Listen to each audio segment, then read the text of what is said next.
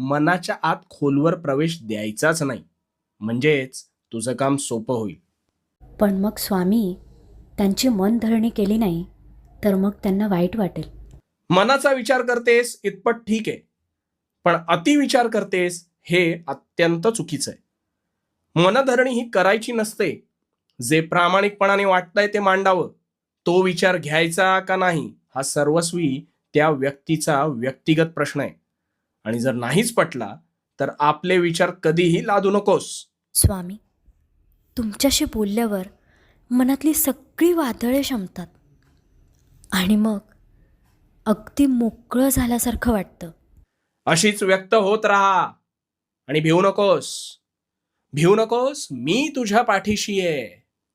भिवू नकोस, मी तुझ्या पाठीशी आहे.